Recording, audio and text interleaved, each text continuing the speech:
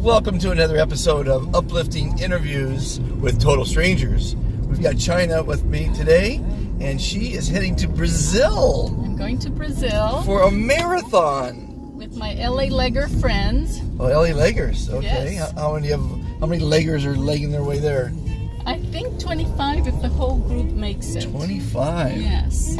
And so you must have run marathons before. Yes, we've done 5 LA marathons, and I trained with the LA legger group. So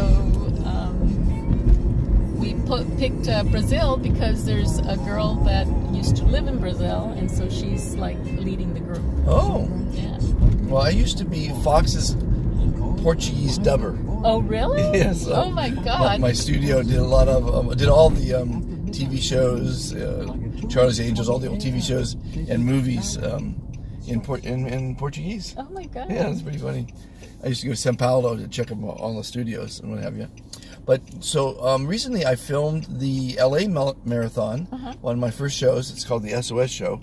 And I went down there just not knowing what to expect. Guy got me backstage. I went to where you were finishing the race, where no spectators were. And it's actually, you should watch it. It's pretty good. It was fun. But no, I've never run a marathon. And how many have you run? 5 LA and 1 San Diego, so 6 in total. And you ran the entire way, or did you have to stop and walk a little bit? Oh, we walk. Oh, you walk? Yeah, we do intervals. Okay. We train with 4-1 intervals. Okay. So we run 4, walk 1. Wow. So when is the race? It's June 2nd. June 2nd? Yes. Okay. Well, that sounds like a lot of fun. It is. And then we're going to do some sightseeing. Of course. So our group leader is a Brazilian native, so she's going to show us all the hot spots, and we rented a bus to take us around. Okay. What advice do you have for those wanting to run a marathon? Train very hard and start early. How often do you run? Every Saturday at 6:30 at Ocean Park Boulevard in Santa Monica. Oh, okay. I live in the marina. Oh, okay. So, yeah. We run through the marina during some of our runs. And how many people, the leggers? Well, there's different groups, so there's over 1,000 in all the groups. Wow. Oh, fun. And I mean, imagine there's marathons every week, everywhere, right? There is. Around the world. You can find a marathon every week if you want to. We have one of our legacy runners who's about 80, and he started when he was 60, and he's run almost 300 marathons already. Wow, that's fantastic. And that's what he does, is he looks every weekend for a marathon, and he runs it. Damn. Yeah. And 26.2, is that what it is? Yes. 26.2 miles. Great. So you run on Saturdays. What do you do the other 6 days? We do midweek training. So we have a training schedule. For me, I pretty much stick to running. So like every Tuesday, Thursday, or Monday, Wednesday, Friday, run 4 miles. Okay. Just to stay in shape. Okay. And then with the LA Leggers, we start in August. And we start with 1 mile to see what our pace is, and then we go to that with that pace group. Right. And we ramp up our mileage throughout the year. Sure. And how many miles can you run without stopping right now? Right now, probably 6. So you run 6, you walk at 1, run another 6, walk. Is that what it works? Well, no. What it is, the intervals are in minutes. So we run 4 minutes and walk 1 minute. Oh, okay. And some of the more experienced, faster runners, like the runners that are running 8-minute miles, right? They don't walk at all. They just run. Yeah, of course. They're real runners. Yes, they're runners. How did you get interested in running marathons? Just as a way to stay fit. My husband was very ill before he passed away, and we were very sedentary. So we stayed at home and watched movies and ate a lot because he was a very good cook. Oh. So I was very heavy when he passed away. Really? So it was just a way to get active again and get fit. That's a great way. I play tennis, so it's actually having fun. having fun and I'm getting exercise. Yes. Whereas going to the gym is really you don't not a notice lot it of fun. as much. Yeah. So do you work? I'm a nurse. I'm a transplant nurse for Kaiser Permanente. Really? I retired from UCLA. Okay. And I'm working for Kaiser now. Yeah, I've driven. I was driving a spine surgeon on his way to his first interview. Oh my gosh. And to get his first job, and he had 18 years of college behind him and training. God. Oh my God. And his bill was $502,000. Oh Lord. Yeah, so he had a little bit of a debt, but he's going to make a lot of money, I imagine. Oh, I hope so. Yeah, and I asked him how many discs are in your body. And it took him a while. Do you know how many? No, You don't know. It's amazing. I can tell you how many doctors and nurses I asked that question to, and they don't know. Well, there's 23, just so you know. I was going to guess 26. So that was very close. And how many bones in your body? 406. No, close though. Okay. You got one number right. 2 numbers right. It's 206. Oh, okay. But you're probably thinking right. And so I would think that I like to know that there's 260 bones in my body. I mean, it's just nice to know. It's not important. I asked one nurse that question. She goes, "It means nothing. Who gives a shit?" It's like, well, come on. Unless it's broken, it doesn't matter. I guess, but I mean, it's just nice to know, how your body works. Like you should exercise so you be healthy, so you live longer, right? And that's nice to know. We hope. We hope. We hope it works that way. Well, then you can get run over by a car while you're running the marathon too. There you go. But yeah, that's great. So, right now you're working at Kaiser. You said Working at Kaiser as a transplant nurse. transplant. What do you transplant? So, Anything? Well, Kaiser doesn't transplant, but we work with transplant centers. So all our patients are referred out to transplant centers, but we work them out to make sure they're going to qualify. Okay. And then we send them to all the transplant centers in the United States So that they we have contracts with. What are the organs we have 12 organs, by the way, so you didn't know that. 5 of them are vital. What are the organs typically that people transplant nowadays? Kidneys is the most common. Heart, lung, and liver. Heart? So you can transplant a heart Yes. and a liver and a kidney. And a lung. And then you can put, of course, a new fake hip in and fake bones. Fake knees. Fake knees. So you can be it's getting to where you can be the bionic man or woman. They can scoop you out and replace all the parts. Man. And then we're going to just live longer. Like there's not enough people on the planet. We need people to live longer, right? Well, there's more 100-year-olds coming into the hospital than there used to be. Is that right? It used to be rare, but now it's Well, in the not Wild so much. West was 30 years. Your lifespan was There 30 you go. years. So we're a little bit beyond the Wild West. But We're doing better. well, thank you for participating in uplifting interviews.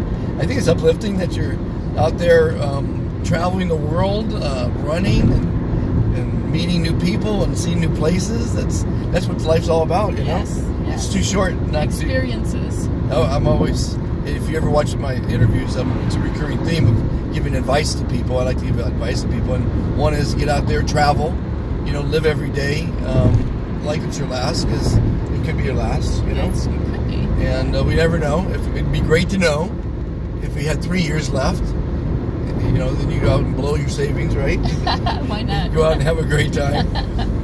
But we don't know when it's our last day, so So you have to save a little just in case. yeah, In case you make a little bit, not much.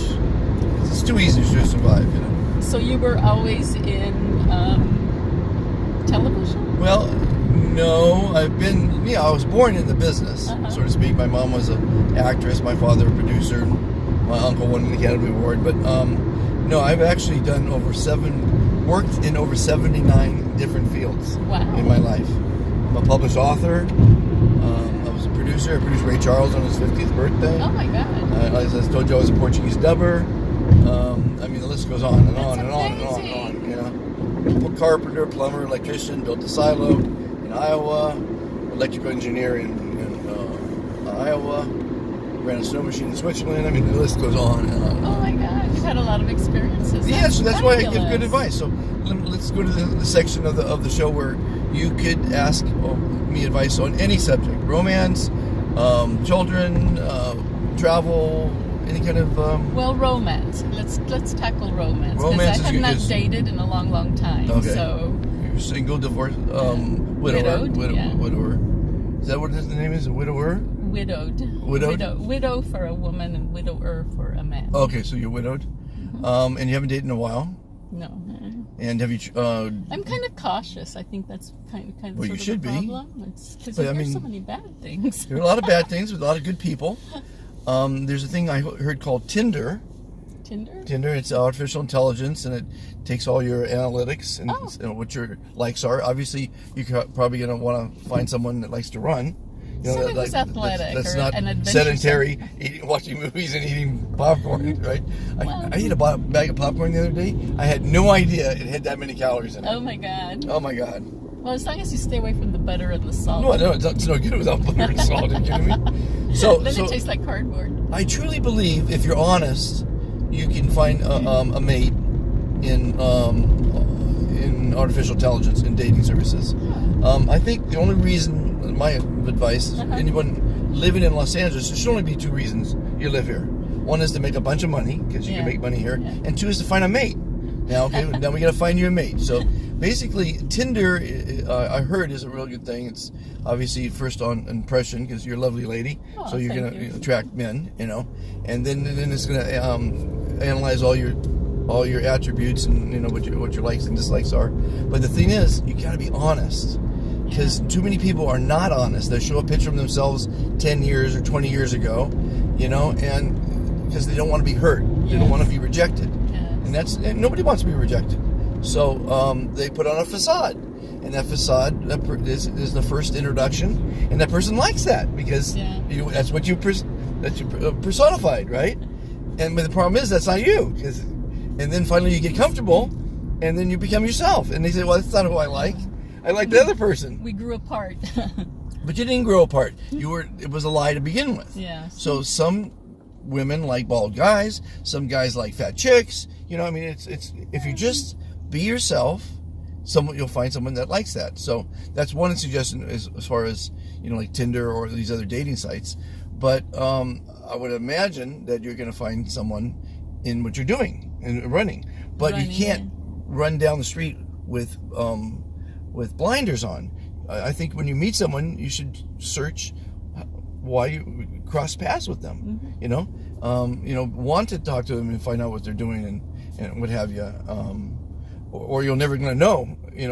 Like on a plane today, you could be sitting next to a nice gentleman, and most people just sit there looking forward or watching their movie and never meet the person next to them. That's true. I would believe that when you're sitting next to someone in a plane, there's a reason for it. You cross paths. It took you 40 some odd years to get to that seat, and him some odd years to get to the seat. You should find out if there's a connection. Why not? Why not? That's true. And I guarantee you that that person knows someone that you know. He just has to do enough work to find out all the different combinations. Because like you ran a marathon. I guarantee you there's someone we know, because I met a guy who runs a lot of marathons, and he knows people that ran marathons, and he works in marathons. So it's just a matter of figuring out. That's what Facebook does a lot. You can find someone on Facebook and then find their friend and their friend's friend and friend's friend's friend. Yeah, you can just keep going back. But we're all connected. So my suggestion is be outgoing. Don't be shy. Put yourself out there. You're single. You're healthy. You're good looking. You're traveling. It's all the attributes that guys would like. I would like someone who likes to travel. Yes. So that's what you do. You go to a dating site. I like to travel. I like to run. I like movies, but not all the time anymore. And you'll find someone. There's no question in my mind. And they're out there. But you just can't ignore people you meet. You have to reach out. You have to say, like the guy sitting next to you, you're going to Brazil. Do you know any single people? There's nothing wrong with saying, do you know any single guys that love running? Well, we're going to connect with a Brazilian group, a huge Brazilian group that likes to run, and they have 400 members, I think. Right. And there's probably a singles running group out there. Yeah. Oh, that's a good idea. And there's singles sailing groups if you like to sail. I live in the marina. And that's how you want to obviously find someone that likes your likes. That does what you like to do. Right? So, you like to run, what else? Bike. You like to bike? Kind of outdoorsy, hike. Dude, I guarantee you in Los Angeles there's a singles biking club. Oh, you know what? I bet there is. Of course there is. 100% there is. There's a So club for join everything. some singles clubs. You know, there's a singles movies club. I There's didn't a think about that. You know, I look into running clubs, but I didn't think about a No, singles running club. and just Google it while you're after you check in. Just Google single. Yeah. Do 4 Googles: singles running club, singles biking club, singles movie club, and maybe singles, as you like to, dining club, Ooh, something I like love that. to dine, yes. Yeah, well, who doesn't love to eat? I mean, my wife's a gourmet cook. She's been married 36 years. I eat like no one you know. So that's the advice. We have a couple more minutes left. Anything else? Thank you for the advice. Well, that's I'm a modern day philosopher and psychologist and life coach. Well, you're good at it. Yeah. So as I told you, I had 79 different careers. So my 80th, I'm leading up to now, is either going to be a talk show host, because this is a talk show, or a motivational speaker, or a combination of both, which is what we're doing here today. So have a wonderful time Thank you in so Brazil. much. Tell Brazil I said hi. Haven't been there in a while. I'll tell my group you said hi. Have a wonderful life, and make sure you become a subscriber to Monty, the talk show host. Monty, At- M-O-T. M-O-N-T-E. So Okay. my new handle is Monty, the talk show host at gmail.com. But I don't know if that's what the channel's called. I'm still trying to figure out this social media stuff. But if you Google Uplifting Interviews Uplifting interviews. Okay. with total strangers, you're going to be on it in about 20 minutes. Oh my God. Yeah. I'm looking forward We to did a it. 16-minute interview. Bye, everybody. Bye. Thank you very much, Monty. My pleasure.